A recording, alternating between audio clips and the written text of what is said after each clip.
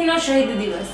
શહીદ દિન નિમિત્તે શહીદે આઝમ ભગતસિંહ તથા ભારતની સશસ્ત્ર ક્રાંતિના રાહબર સુખદેવ અને રાજગુરુને શહાદતને શ્રદ્ધાંજલિ આપવા માટેનું એક કાર્યક્રમ સત્યમ સંસ્થા તાનારીરી મહિલા મંડળના ઉપક્રમે યોજવામાં આવ્યું. પ્રારંભમાં દર્શક અંતાણીએ શહીદ દિનની ભૂમિકા સમજાવી, ત્યારબાદ ભુજના પૂર્વ નગરપતિ અને વરિષ્ઠ ધારાશાસ્ત્રી શંકરભાઈ સચદે શહીદોની પ્રતિમાને ફૂલહાર અર્પણ કર્યા, તેમજ હાથમાં બેનર, કટઆઉટ અને રાષ્ટ્રધ્વજ સાથે વિદ્યાર્થીઓ ઉપસ્થિત રહ્યા હતા. ઇન્કલાબ જિંદાબાદ અને વંદે માતરમના નારા લગાવ્યા હતા, તેમજ વીડી હાઈસ્કૂલના વિદ્યાર્થી માટે અલ્પાહારની વ્યવસ્થા જાણીતા દાતા અને ધારાશાસ્ત્રી શંકરભાઈ સચદે દ્વારા કરવામાં આવી હતી. આ તકે સત્યમ સંસ્થાના અધ્યક્ષ દર્શક અંતાણી, વીડી હાઈસ્કૂલના પ્રિન્સિપાલ બ્રિજેશ ઠક્કર, માલશ્રીબેન ગઢવી, રામુબેન પટેલ, વિનોદભાઈ ગોર તથા વગેરે ફૂલહાર કર્યા હતા. તેમજ ભુજ નગરપાલિકાના પૂર્વ કાઉન્સિલર ધીરેનભાઈ લાલન અને ભુજ કોઓપરેટિવ બેંકના એમડી ધીરેનભાઈ ઠક્કરે પણ શ્રદ્ધાંજલિ અર્પણ કરી હતી. ઉપરાંત પ્રસંગોચિત ઉદ્બોધન કરતા શંકરભાઈ સચદેએ જણાવ્યું હતું કે શહીદે આઝમ ભગતસિંહ ઉંમર વર્ષ 23, સશસ્ત્ર ક્રાંતિના રાવત સુખદેવ ઉંમર વર્ષ 23 તથા રાજગુરુ ઉંમર વર્ષ 22 પોતાને તથા પોતાના પરિવારને ઉપયોગી થઈ શક્યા હોત, પરંતુ તેઓ આઝાદીના આંદોલનમાં જોડાયા. ભગતસિંહ અને રાજગુરુ સુખદેવને ફાંસીની સજા અપાઈ હતી. તેમની શહીદીને આજે શ્રદ્ધાંજલિ આપવામાં આવી હતી.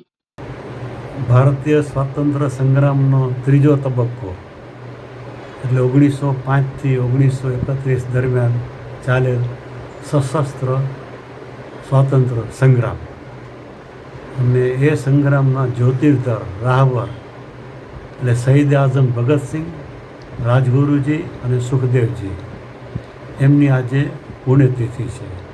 તો સૌથી પ્રથમ એમની શહાદતને નતમસ્તકે પ્રણામ. ત્રણેયની ઉંમર લગભગ 23 વર્ષની હતી. ને આપણે જાણીએ છીએ કે 23 વર્ષની ઉંમરે માણસ શિક્ષિત દીક્ષિત થઈ પોતાની અને પોતાના પરિવારની ચિંતા કરે. એને બદલે એ ત્રણેયમાં દેશદાસ એટલી બધી પ્રબળ હતી કે પોતાના પરિવારનો વિચાર કર્યા વગર સ્વાતંત્ર્ય સંગ્રામમાં જોડાઈ ગયા. અને સરફરોશી કી તમન્ના અબ હમારે દિલ મેં હૈ, દેખના હૈ જોર કિતના બાઝે કાતિલ મેં, એવા નારા સાથે, ઇન્કલાબ જિંદાબાદના નારા સાથે અને વંદે માતરમના નારા સાથે એમણે આઝાદીની લડત ચલાવી.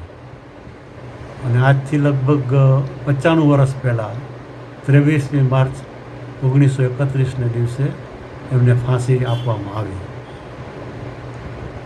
ભગતસિંહજીની વાત કરું તો એક ક્રાંતિકારી હોવા ઉપરાંત એ સારા વિચારક હતા.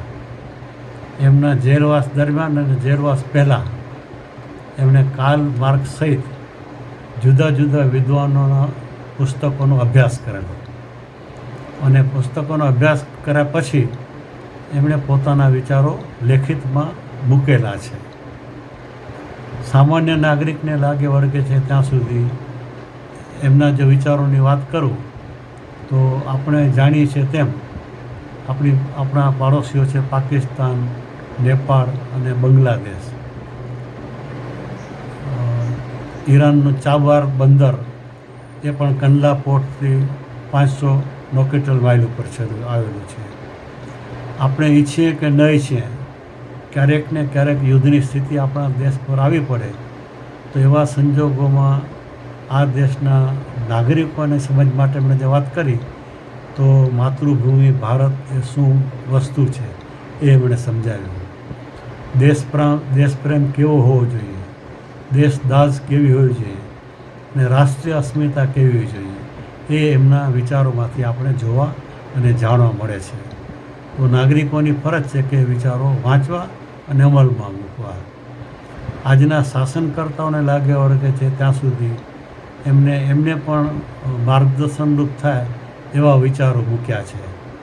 એમણે આ દેશના ખેડૂતોની ચિંતા સેવેલી કે ભાઈ ખેડૂત એટલે જગતનો તાત અને આખા જગતનું પોષણ કરે છે, એને પોતે ભૂખ્યા પેટે અથવા અર્ધ ભૂખ્યા પેટે રહેવું પડે છે. એ પરિસ્થિતિ ટાળવી જોઈએ. મજદૂરો, એના માટે પણ એમને ચિંતા સેવેલી કે ભાઈ મૂડીવાદી અને શોષણખોર વર્ગ મજૂરોને મજૂરોની મજદૂરી પર આગળ વધે અને એ મજૂરને 2 ટન ખાવાનું ન મળે તો એ વાત પણ બરાબર નથી. વણકરો, એ જમાનામાં વણકર આપણો બહુ મોટો ઉદ્યોગ હતો, તો વણકરોની સ્થિતિ પણ તે વખતે દયનીય હતી, એટલે વણકરોની ચિંતા પણ એમણે સેવેલી. અને બીજી મહત્ત્વની વાત એમ કરી કે બે જુદા જુદા કારીગરો છે, એમની મહેનતથી જુદા જુદા ભવ્ય બંગલાઓ અને ભવ્ય ઇમારતોનું નિર્માણ થાય છે અને એમાં ધનિકો એશો આરામથી રહે છે. તો એ જે લોહાર છે, કડિયા છે, પ્લમ્બર છે, એ જે બધા સુથાર છે, એ બધા કારીગરો એમને પણ પૂરતું વેતન મળી રહે એ માટે એમણે કાળજી રાખેલી. એટલે આજના શાસનકર્તાઓ માટે પણ એ જરૂરી છે કે શહીદ આઝમ ભગતસિંહના વિચારો વાંચે, સમજે અને શક્ય એટલો એનો અમલ કરે.